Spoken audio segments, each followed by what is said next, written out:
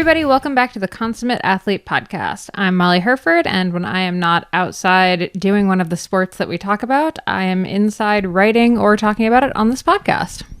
And I'm Peter Glassford. I'm a registered kinesiologist and an endurance coach, and you are here on the Consummate Athlete Podcast, where we talk to movers and shakers, movers and coaches, and experts of all types who do different sports and movements and sort of try and take some of those things back to the sports that you do and try and motivate you to do amazing things.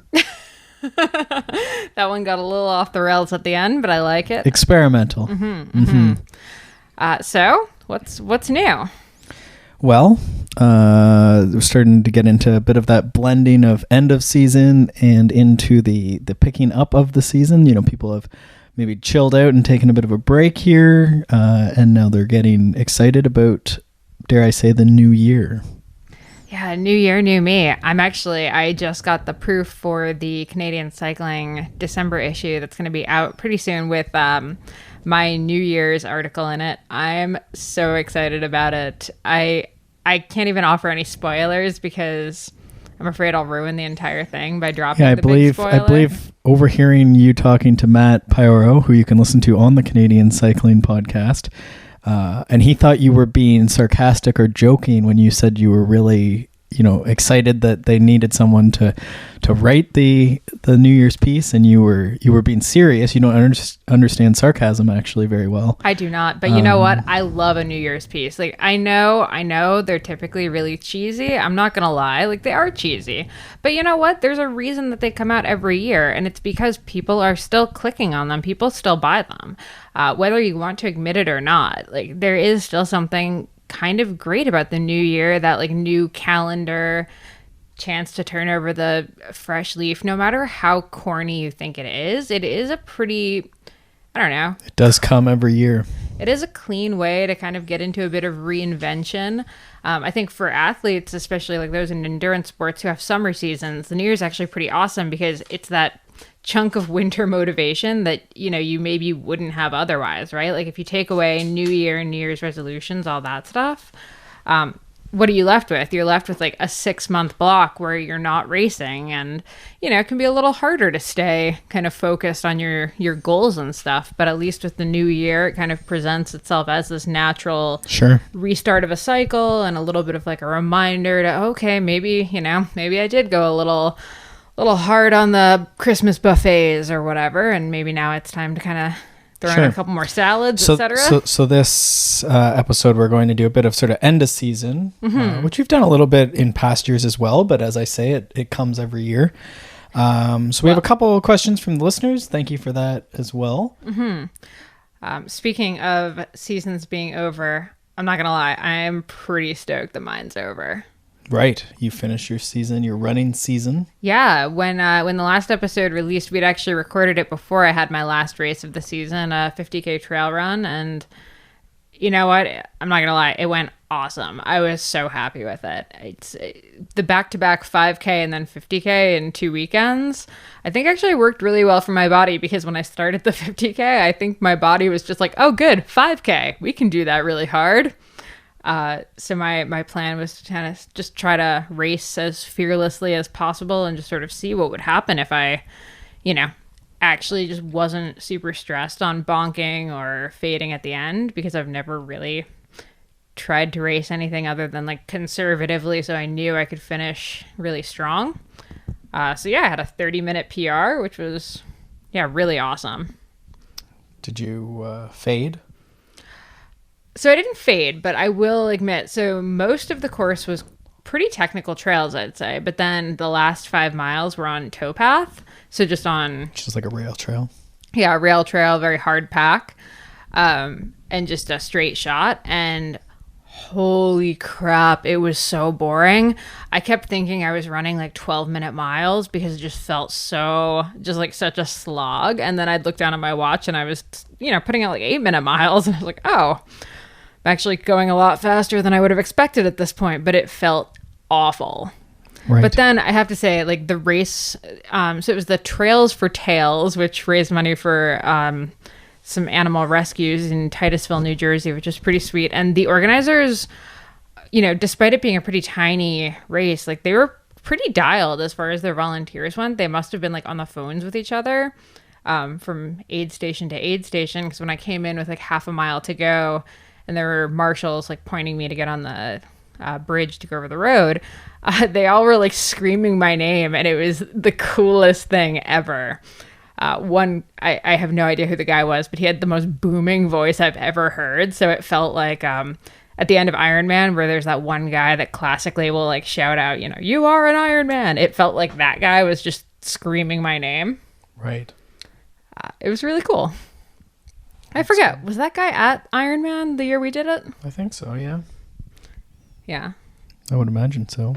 Or they just have a recording. Do you remember hearing Peter Glassford, you are an Iron Man? Yeah, I don't know.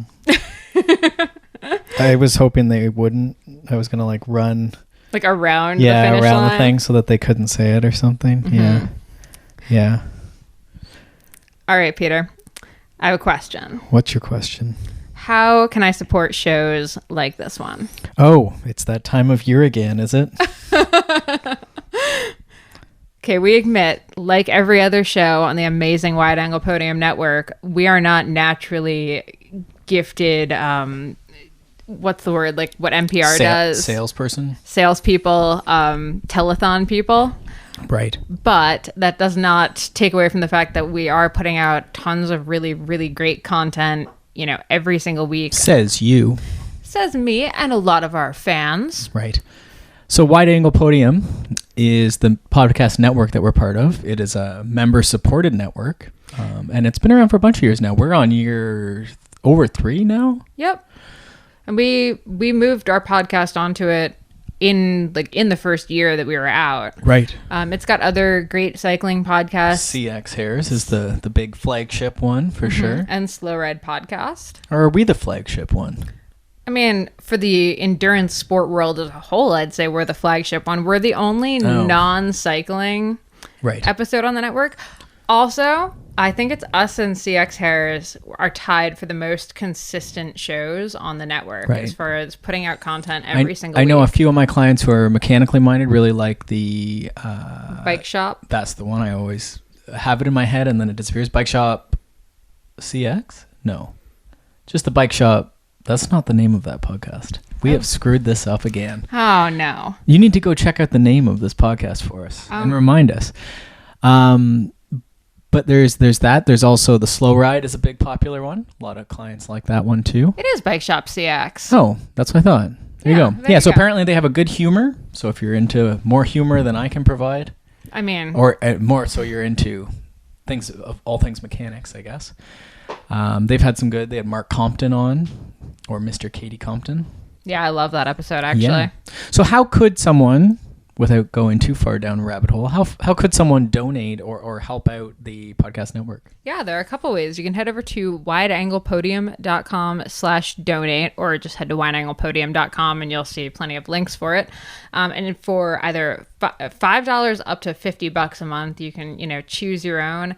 If you think about the fact that, you get 4 episodes of our podcast, 4 episodes of CX Hairs, 4 Slow Ride, tons of other ones, that's actually, less than, 10 cents a podcast at that point, like at the end of the month.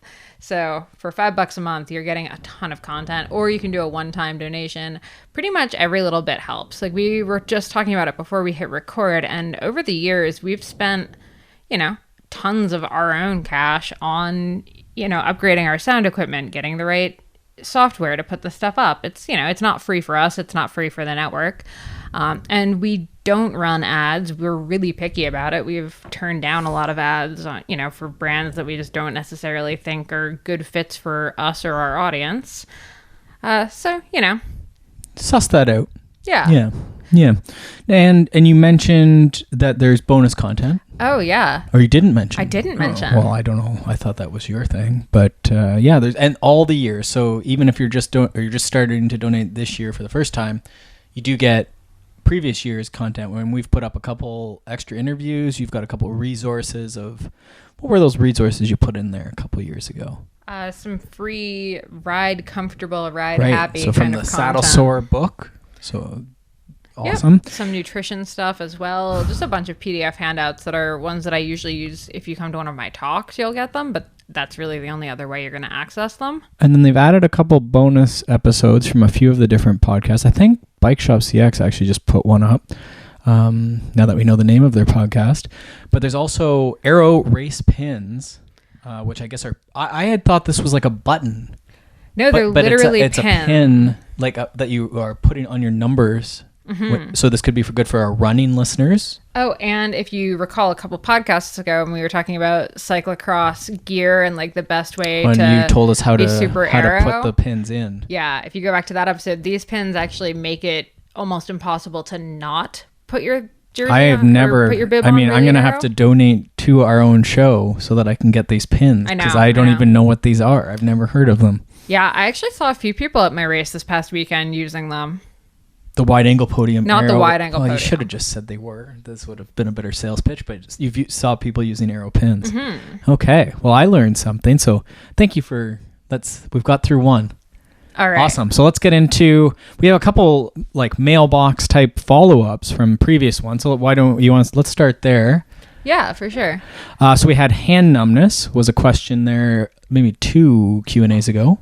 No, I think that was our last Q&A. Okay. We had a mountain biker who was just dealing with some numbness in certain fingers after rides. And we sort of talked through a bunch of different options from bike fit to nutrition to clothing, tons of different options. And so it turned out that in fact grips were pretty worn, pretty like road styled, like big drop on the handlebars. And what was the other thing that they said? I need to remember this, but they anyhow they corrected this. It seemed to be helping, and there was in fact those risks. Oh, bigger gloves, I guess. Maybe they weren't wearing gloves.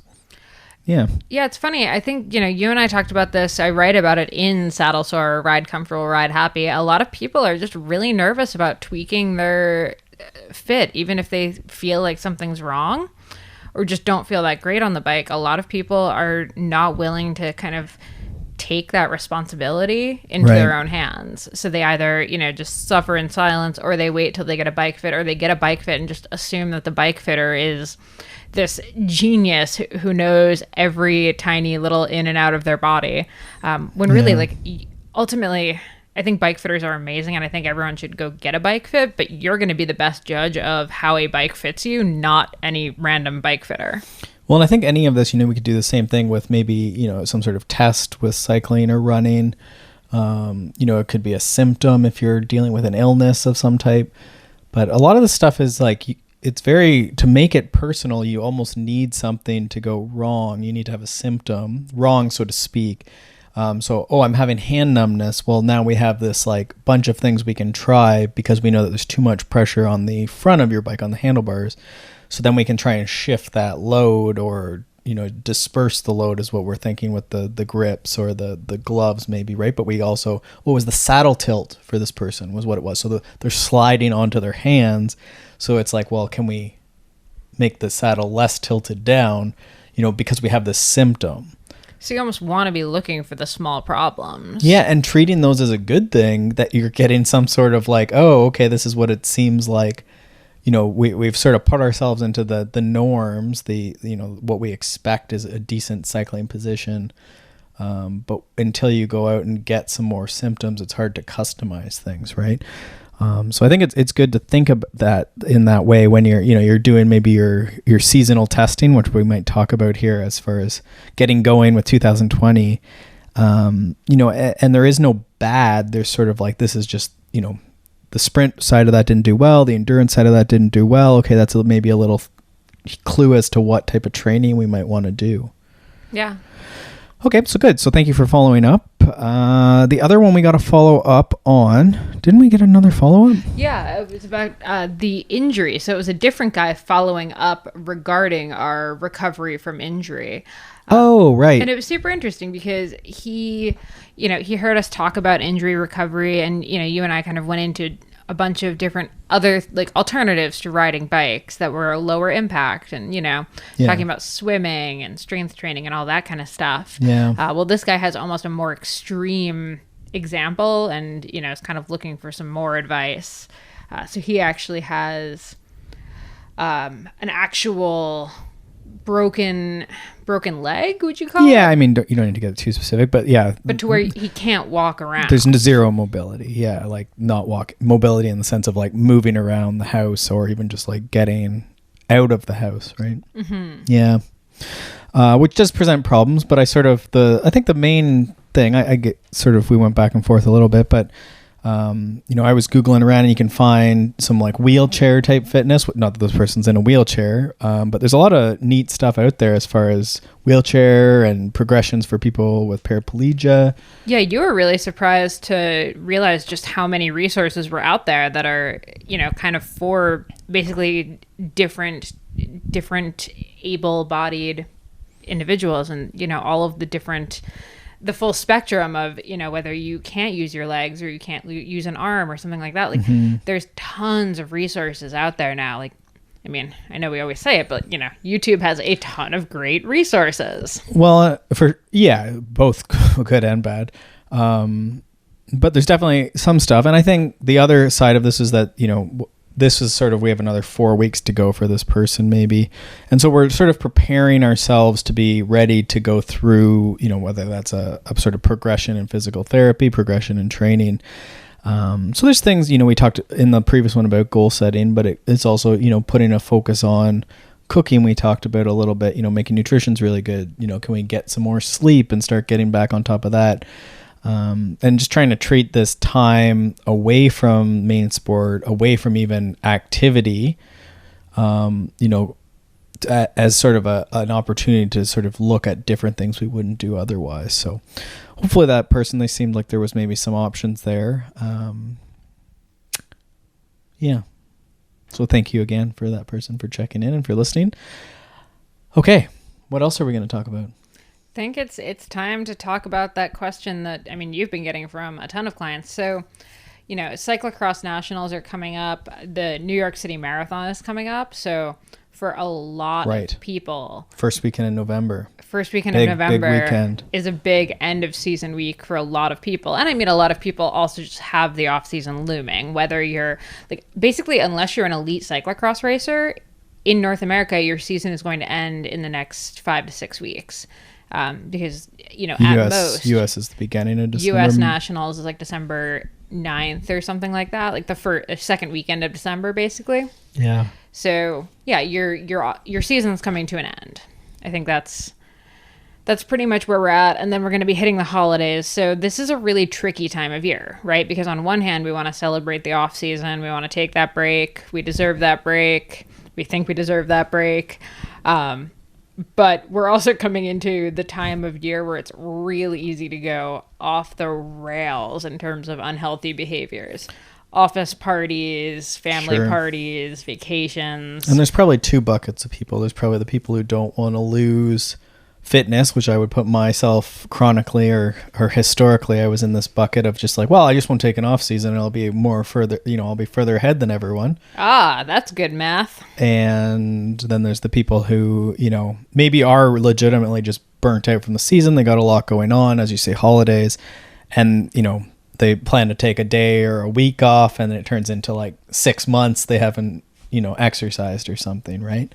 And there's maybe a middle ground, as with most things. Yeah. So I think maybe the first question is, do you need an off season? So I think that's maybe the first point to address. I think we could say kind of across the board that everyone who's training consistently, and maybe you can speak to what consistent training and racing looks like, can do with an off season. It's just kind of whether that off season is, maybe a week away from running or riding, but you're still walking around and, making a point of maybe doing some easy yoga or stuff like that. And that can be, 7 days, that could be a month, just kind of depending on what your season looked like. But could you maybe speak to like how consistent one should be training before one considers an off season? Because I know a lot of very casual people who'd be like, oh yeah, I'm taking an off season, when really they've been, if you actually, boil down what they've been doing, they've been training like 2 days a week. I think most people could, I don't think a week's a big deal. Some people might have a week, they're away on family vacation, or that could be Christmas or something like that too. But I think it is good, even just example we were talking about just previously with the injury, a lot of us rely so much on that exercise, which is good, but we also want to be careful that, we're able to take care of the other elements of life, be balanced, consummate athletes as we go through. So, I mean, I think for a lot of us, if you're a runner or something, you could certainly take a week and just in that time, because it's always a question when you're addicted to something, what are you going to do? What are you going to replace it with, right? I often feel like if you don't want to take an off season, you probably need to take an off season. Sure. That's maybe a good rule of thumb for sure, right? And you can probably see that fatigue built up in sort of, training stress or something like that. But for everyone, right, there should be some sort of undulation and change in the focus. Even if you're a year-round runner, right? Maybe you're going back to more of a lower intensity and then a higher intensity, or 5K season to marathon season. Cyclists might be going from indoor season to outdoor season, or hopefully they're doing some cross training. So maybe it used to be that we would do sort of base one where there's more skiing and hiking and this sort of stuff, just building that general aerobic conditioning, maybe backing off supplements, backing off some of the sugar and getting more, before we got all crazy about fat, just having more whole foods and less of the sugar powders for a phase of aerobic training, right? And this is old. This isn't like, this now seems like it's revolutionary, but I was just thinking, like, this was in Chris Carmichael actually had, which is, you can't say Chris Carmichael. Dun, dun, dun. But some of the old CTS books will say. Sorry, I'm just picturing me bleeping this episode. Probably. You can't say. Yeah, so they had a thing, and I don't know that Joe Friel ever really did, but certainly Joe Friel was, early on the paleo diet for athletes and stuff like that, right? So just this phase of the year, right, where we're sort of just backing off of the intensity. I will freely admit, yeah, like actually as I was finishing the 50K, in my head I was kind of like, whew, I am actually really excited to like not want to eat tons of crap constantly. Because yeah, I mean, this summer, because my run volume has been higher, I've probably, ingested more like simple carbohydrates in the form of, Tailwind or gels or whatever than I ever have. Because that's the only way I can really fuel my runs. Like, reasonably. I can't really do solid food. On the bike, I could do more Cliff Bar-y type, like mixed medium snacks. But this summer is the first time I've really put an emphasis on fueling my running. And while it's given me some of the best performances of my life, like, I am really happy to put away the Tailwind for a while. Right. Yeah, and I think, that's normal. I think it comes a bit with the elite level performances especially, but yeah, I didn't want to turn this necessarily into a nutrition thing, but I think that is part of the phase of the year, right? And it's maybe an example for all of us, where we sort of shift the focus maybe towards dietary stuff for this phase of the year, especially with the holiday season. Like you say, a lot of us have work parties and family parties. If you can try and sort of get onto a good sort of routine, there might be day to day, like a day of disruption, a meal of disruption, but you can still have that good framework, that good base, so to speak, of good nutrition. You've got your veggies and your protein and so forth. And I mean, I'm not talking about like cutting out everything entirely. It's not like I, flipped a switch the second I crossed the finish line and was like all salad all the time. I mean, I swapped my croissant for some like steel cut oats. Sure. Yeah. And I think, again, we're just trying to recharge motivation. We're trying to recharge, just shift the load on our body to something slightly different. Right. And that's, I love the Dan John, everything works for 6 weeks, right? So if you've been pushing something really hard for 6 weeks, whether that's racing or a certain type of training, you sort of need to mix things up periodically. And that's why the classic, 3 weeks on, 1 week off, 3 weeks on, 1 week off.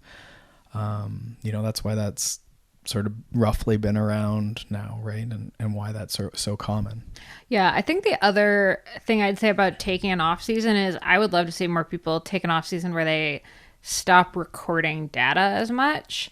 Like whether, whether that means you turn off the Garmin and you just go for like a chill bike ride and you don't see what you did on Strava, so you're not going to see where you were on that segment, or right. I mean, it makes me shudder as a coach. I'm not going to call myself a data scientist at all, but someone who collects a lot of data and likes to look through data. I would say just put it on a different screen, but some people need to disconnect. I would say I had this conversation earlier. People, I guess, post to Strava. Maybe I guess it's for the data analysis, we'll call it. But when they're doing stuff indoors over the winter, and I was like, I don't really even understand, but I guess that's the point, is that it's like you get some graphs and stuff for free. Well, and a lot of people use Strava as a training log, right? I guess. Yeah. I guess that's what it is. But all that to say, like, trying to take some of that competition and that, we're concerned about the times, not to put another Dan John thing. Someday I got to email Dan John, try and get Dan John, I guess. Or just apologize for stealing all his stuff and mentioning it on here. We credit him, though. I always do. I try and do that for anyone that we're doing that to. But he has his bus bench workouts or phase of the year, and then sort of the park bench, right? And the park bench is when you're just sort of there enjoying the process.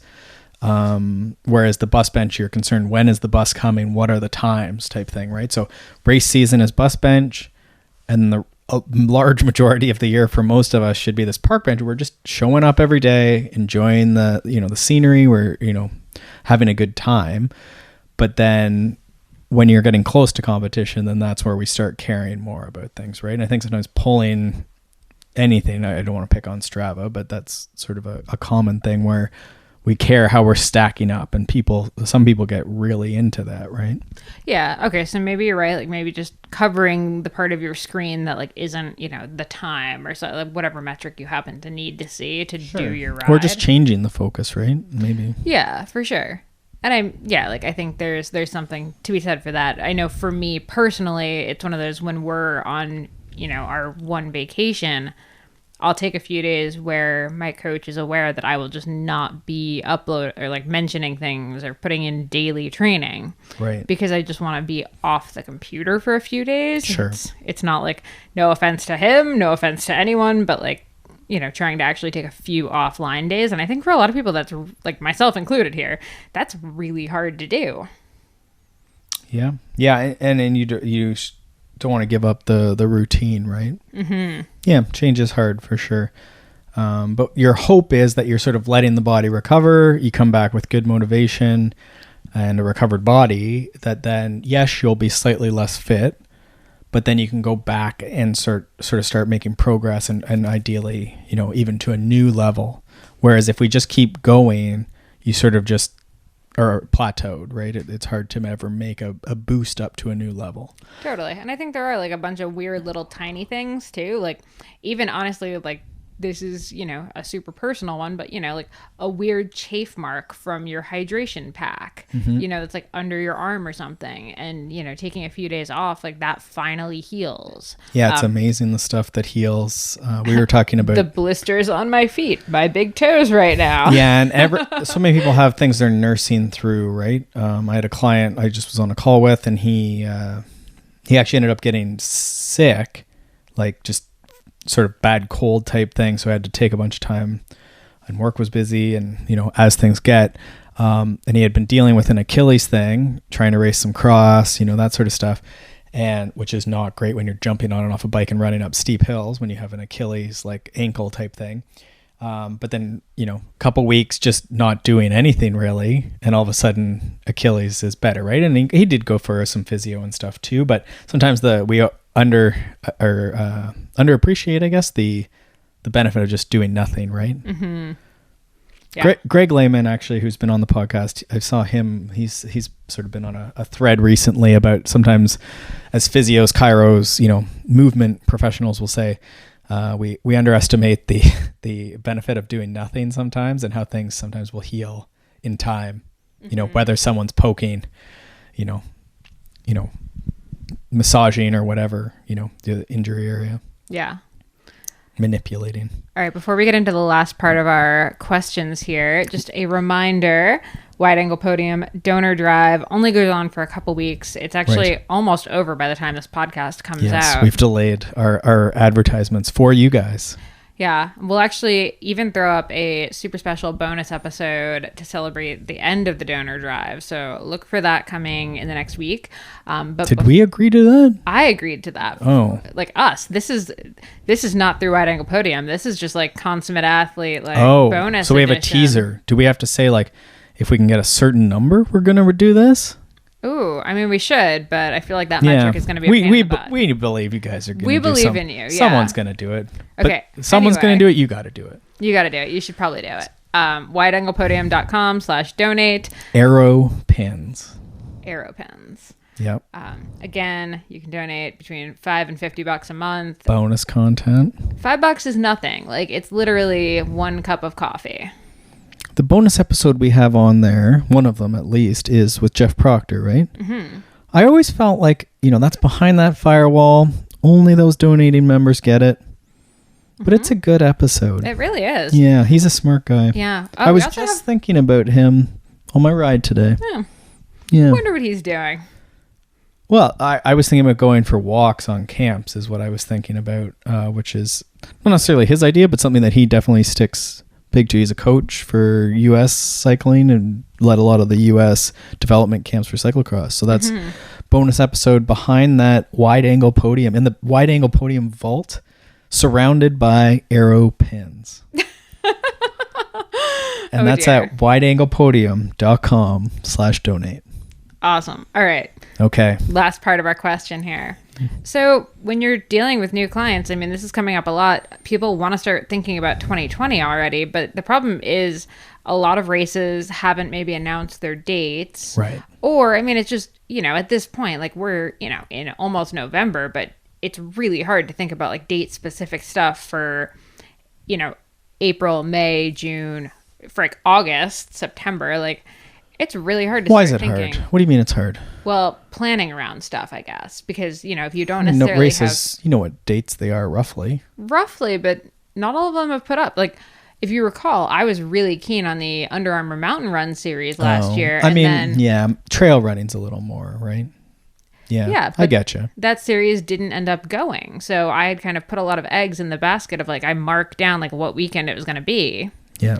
And then suddenly it's not existent. Sure. So it is a little tricky when you're starting to kind of think through what you're going to race in 2020. Yeah. So I think there's a few things. Like my flippant response to you was, there is last year's schedule. Some races are historical. We know November 2nd, 3rd, that first weekend in November, New York. Historically, we've had our cyclocross Canadian Nationals. Okay, part B of that question too, though, a race like the New York City Marathon requires getting in, or maybe New York City doesn't, but Boston does. Sure. So now, or Leadville, you have a ton of clients that do or want to do Leadville. Yeah. So how do you plan for Leadville 2020? For next year? Yeah. Well, then you're going to have to look at the qualifiers, and you're going to have to enter the lottery. So, I mean, in some ways it's nice when there's these races because they've just built the season out for you, right? Some clients, they'll look long-term, right? Like that's a big like bucket list. I'm like pausing our recorder here. Hopefully you guys are still with us.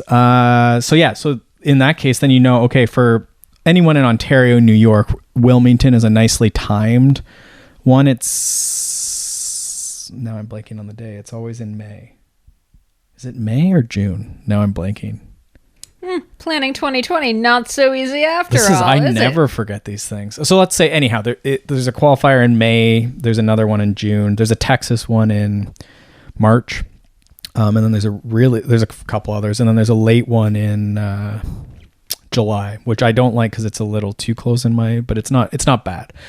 But that'd be like a last ditch effort. You would never say someone should do that as like unless they live right there. It's not so close. It's a huge issue, but it's a little like I think it's the Lutsen 99er, so it's like 100 miles basically. Yeah. So anyhow, that's really specific to Leadville, but that would sort of make your season, right? And you maybe have a plan B if things don't go well. You're hoping to get in the lottery, but these sort of qualifiers you're hoping to get, because I think Boston's similar, probably get your what pen you're in and stuff, right? Yeah. Ooh, I have another caveat about planning 2020. Well, let's not get too crazy here. This is a really important one. Oh, okay. Well, there's layers to this question. There's so many layers to this question. I think a lot of people start planning their 2020 or, just next year without consulting their partners or families. Sure. Great It's one. really, really tempting to be like, oh, this is my race season, and then present it, 4 months later, but like your coach is much more aware of what's happening than your spouse is. Yeah. So I think when you're thinking about planning 2020, it's super important to sit down and actually like discuss that with your family. Yeah. Too many people, it ends up you get to crunch time and there's a whole bunch of stress. Because they maybe didn't mention that. Well, or what's involved in that as far as training or travel or this stuff, right? So it is. Some of the stuff's pretty big commitment when you have everything else going on. So, sometimes less is more. Sometimes tying it in with family stuff can be helpful. Sometimes not. Now, I know it's going to differ for every different racer and every style of racing, but do you have like a number of events? I mean, there's definitely like an upper limit of like when someone's just like, here's 30 things I want to do next year. That's pretty obviously common and unrealistic. And then there's also the person who's like, this is the thing next year, period. Yeah. We mentioned there a few episodes back about Meb, the marathon runner who had 26 marathons, and he's known for the marathon, but 26 marathons in his entire career. And he's not that young. No, that was over like 15 years, I think, roughly. Yeah, so like 2 marathons. Like a full career, professional marathon running career. And that's very common. Like marathon is a big wear, but they're doing 2-hour marathons, plus. These are not 4 hours. They are not ultra running like you. They're not, it's running. It's not cycling. So the load's a bit heavy. So maybe cyclists can do a bit more. But he's also the elitist, like in the 1% of 1% of best marathoners in the world, right? Like, so it's tough when it's like, oh, well, I'm a cyclist, I can do more. Yeah, but you're also like a working person in their 40s with, or 50s or whatever. And, you have a kid and work and the stuff, right? So I think the best thing I did, and I'm, mid 30s, the best thing I've done in the last few years is just race way less. And just show up as prepared as I can be, which is not always as prepared as I want to be, but as I can be, and super motivated. Because when I was trying to keep up with what I used to race as far as number of races and the amount of travel to get them, I was just getting grumpy and wasn't wanting to be there, and I was tired. And I really sleep for me is I am a baby if it goes under probably 9 hours, honestly. I can attest to all of this. You were terrible for the first couple of years. And I say that I am, but I think we all need sleep. We're all trying to work. We're all trying to balance whatever we got going on. So I would just race less. And it's tough because it's tied to a lot of our social stuff and, everyone's Strava goals. But if you can pick, the people that are like Leadville and the qualifier, New York Marathon and the qualifier, and just draw those out, and maybe there's a couple local things sprinkled in there. It leaves you so much more time to enjoy your training and prepare well. That can include some fun runs or rides or whatever you do with friends. You can go to the gym with friends. You can, there's lots of room to socialize without necessarily racing, but then show up at those races and do a really good job and feel good about it and get good experience. This was the first summer where I actually did... instead of doing races, I had, I think 3 different marathon distance runs that I did that were either solo as just fake race effort, right, or just with a friend. And honestly, that was the most fun that I had this summer. Was approaching, those kind of pretending they were race days, but it was instead of going to a race to hang out with a friend, we just did our own marathon and, had some friends come for the first chunk of it. She and I finished it together. We had a great time. It cost us $0. We got to pick the course. So I think a lot of people try to put that emphasis on, oh, we need to do a race together, or, this is how I see friends. But right. I think a lot of people would probably be really psyched to be like, oh, wait, you don't want to do the 8-hour, but you want to go for an 8-hour sick gravel adventure to these 3 cafes with our 5 best friends. Yeah, something like that. And I mean, the difference between running a marathon for training versus a race, right? Is like you don't drill yourself into the ground. You know, an off-road versus road, and the fact you're training for a 50K versus, right? Like that's just the difference in the event. But valid point for sure. There's lots of things you can do. And that's what Leadville is a great example of, like, I hope that you're excited to ride a mountain bike on gravel, hilly terrain, but you're hoping that there's adventures along the way in this, like, we're mapping out to August. So that's, what are we at? 10, 11 months. I'm hoping that in that year, you're going to have so many things that you really enjoy before you even get to that race, that, like, the year was a success. And you've learned so many things that in the future years, you can either do just more of those fun gravel adventures of mountain bike, gravel, whatever you want to do. But you've maybe learned some other things along the way, fueling, navigation, aero position. Like, I'm trying to think what else you learn in Leadville. But well, and training should feel good enough and, like, you know, complete enough that even if the race doesn't go the way you want it to, you still don't finish the year with, like, a bad taste in your mouth because you've had all of these other good experiences from which is always, like, it's not cliche, but you say it and you're like, no, but, like, I'd be pissed, right? But if it doesn't go well, like, you're not happy, you know, but and you might go back or you might not, but I think you want to think about that whole process, right? I have a post called, "Can you prepare for the goal that you've set?" So you talked about spouse, family, not being super into your goal. Well, that's going to really limit, right? Before we even talk about your wattage and, you know, everything else, your threshold, like, if your family's not into it, that's going to be super stressful, right? If this is the year you're moving your parents into a, you know, long-term care home, maybe not the best year to, like, really drive hard on, like, big travel races, right? That could be a dream goal, you know, a goal for 2 years, 5 years that you're building towards. And then this year we could really work on, as you're working on, personally, you're working on your 50Ks this year. We weren't so stressed about going to Leadville.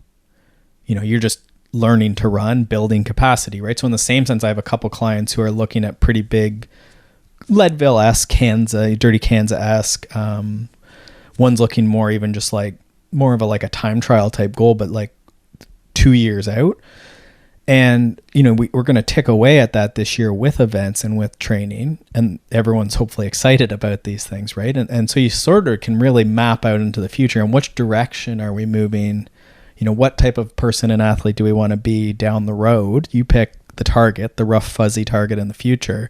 And then this year can be still important, the seasonal goals, but then how do those sort of feed into that rough direction, right? And this would be like you would set goals at work. Some people have said that to me, you know, at work they have this sort of annual review, but what are we looking for in 5-10 years? You know, I'd like to progress towards, you know, a vice president type position. You know, what are the things I'm doing this year? They're sort of building towards that, or what is the company's vision in 10 years, right? So some people have it from sort of that perspective, but I think even as a, you know, an adult onset runner, cyclist, you know, someone who's doing this as a master's age grouper, we're going to look at the same thing, right? Like, I would love to be at Kona. I don't actually want to go to Kona, but Kona Ironman in 5 years as an age grouper, say I'm going to go when I'm 40. So as your spouse, I would like to heartily disagree. But you don't have to rush, right? And that should set the course of, okay, this year I'm going to work on sprint triathlon and maybe one half Ironman, and then, you know, go from there. And, you know, this is going to feed into some swim training, whatever, right? So also along the lines of, like, picking your 2020 races, I think right now, if you haven't figured out, like, which races you want to do specifically, it's, you know, you can maybe think about just, like, what kind of races, you know, like, oh, I want to do 2 marathons, or I want to do a marathon and a half. Sure. So even just kind of, like, get as specific as you can right now, but if you can't necessarily figure out the, like, travel and dates and stuff, I think even just starting with that basis. I have 2 things. I just put in, like, May 1st and August 10th. There's an event, and that's like a race, and then it'll move plus or minus, right? But that takes care of a lot of people, basically, especially in cycling. That's sort of common. Those 2 sort of junctions. You mean like when you're kind of planning out the bare bones? If someone is in the boat that you're describing, I'd like to do this type of racing. And again, it depends on the exact type of racing because those dates may move, but it's funny how, like, around the first day of spring seems to be like that May, May, the weather gets nicer in most places. And then that long weekend or that just after the long weekend, like Leadville's August 8th. What else was that weekend? Like everything. We had local 100-miler, 100K type race here. I felt like that weekend, as always, there's just way too much going on. A couple big Ironmans are that weekend. Yeah, it was a big weekend. Which is weird because it's not a long weekend. I don't even know what I was doing. For some reason, I think I was doing something. But anyhow, I think there's a World Cup for mountain biking that weekend too. So anyhow, that's just sort of when things are. Middle of summer, plus or minus. It might be the long weekend. It might, be our nationals are July 20th about. So when I'm sort of mapping out backwards, which is what I'm going to get to here in a second, I just sort of pick rough targets. Hopefully you have some, rough idea of what you're going to do. Based on previous years, and then you can sort of start into the process. Like we're so far out that you can adjust a little bit. And what I try and get people, especially if they're trying to self-coach or sort of just design themselves out, like I used to always get just a calendar, the local real estate agent's going to give you a calendar for Christmas or something. So you get one of those paper calendars that no one wants anymore, I guess, or it's on the back of your fridge already. And do you have put it on the back of the fridge? That'd be a side really of the weird, fridge, back of the door, back of the closet door. And so just put those events in, circle them in big red thing, and then you can just sort of count back in 4 weeks. We were talking about 3 weeks on, 1 week off, and you can just sort of go back through and mark those. This is going to be the race block, and then we're going to do our build, and then another build, and then a base, and a base. And if you want to pull it like one of the Joe Friel books or something to sort of get, if you're not sort of super knowledgeable on that stuff, but sort of just map out how much time you have and what you're going to do. And then the important part that Molly mentioned right off the bat was check in with family. When are the family vacations? What is going on at Christmas? What else happens? There's just things with work, what are the things? And then from there, you've sort of made this whole calendar, and we now have today, we have the goal in the future, we have the limitations as far as family stuff. And then now you have a little bit of an idea of like, what do you have to work with? Right. And then you can sort of map out, okay, well, maybe before Christmas, I'm going to have this week where I can hustle a little bit more, put in a bit of a like long weekend block I really like or something. You can start planning those in, and pretty quickly you've sort of mapped yourself out a whole season. I'm trying to think of other books that would be good, but the Joe Friel books are like the classic. Like if you go through that, it'll lay out exact like hours and stuff. And it's a good exercise to do. Either using a calendar or like a sheet of graph paper or something. Yeah, no, I really like that. Just making sure you kind of combine all the calendars, because I think way too many people, and I'll include myself in this, just have sport goal as just so far removed from the rest of their life. But really, it's all holistic, right? Like, your stress at home and your stress at work is all going to, change your athletic goalposts and, sure, how much you can train. Well, and I guess and I think the other thing is so I started with the race goals, which may make sense, but I think what you might also see, and this is very common in that post I was talking about, can you prepare for the goal? It's like family goes on vacation all of July, but you're going to race Leadville on August 10th. And it's like, okay, well, the 4 to 5 weeks before your race, you're not going to be able to ride a bicycle. This seems very stressful, right? A little problematic, yeah. So this year, could we focus on, I mentioned Wilmington, but there's like I don't know if they do Leadville stage race anymore, but they do, say, a Leadville 50 miler, or there's a Colorado 50 miler or whatever. Gain some experience this year. It's still really hard races. There's lots of hard races. Pick a different one. June's a big month around the summer solstice, say June 24th.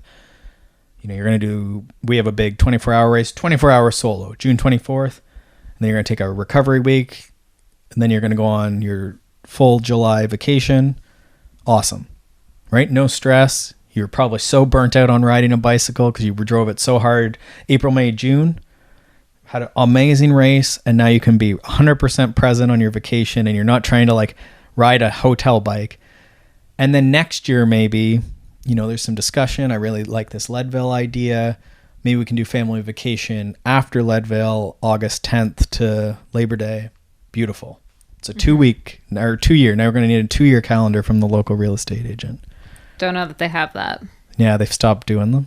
Yeah, I don't think they do 2 year. They want you to buy now. Sometimes they do like 14 months. They want you to buy the calendar early, right? You get 2 months bonus. Ooh, yeah. All right. Well, we've gotten a little into the weeds there. Hopefully that's useful. Yeah. We'll link to a couple of these posts. You said you had one, or you were mentioning one. I know you have a bunch. We'll try and link to a few of Molly's like New Year's resolution type ones, just because it relates to setting goals, setting habits. I think that was the thing last year, right? Habits are the new goals. And then I'll do my, can you prepare for the goal that you set? And my recent off-season posts, sort of what is off-season, why do we do it, what do you do during that time, and transitioning back to training after. Awesome. And you can find the show notes and more over at wideanglepodium.com, where you can also donate to the Wide Angle Podium Network. You can become a part of the Wide Angle Podium Network. Right. And really help shows like ours and the Slow Ride podcast and CX Hairs keep putting out all of this content week in and week out. Great. Awesome. All right. Well, without further ado, we will wrap this up. You can find us over at theconsummateathlete.com. You can find us on social at Peter Glassford and at Molly J. Herford. And I guess people who are coming up for Pan Ams or Canadian Nationals in the coming weeks can find us likely at both. Yeah, absolutely. So definitely. Come on up, say hello, show us your arrow pins. And yeah, good luck to everyone with the final races or the resumption of training after your off season. Ooh, how about this? Yeah, if you show up at Nationals and Pan Ams or Pan Ams with your arrow pins or proof of donation. Yeah, it's going to push the Wide Angle Podium shipping methods. I think, yeah, to say that might be pushing it a little. Although maybe Bill will be there and he can give them in person. Proof of donations, and we will hook you up with so much Shred Girl swag and other fun stuff. So definitely come by and say hi. Thanks as always for listening, and we will see you next week.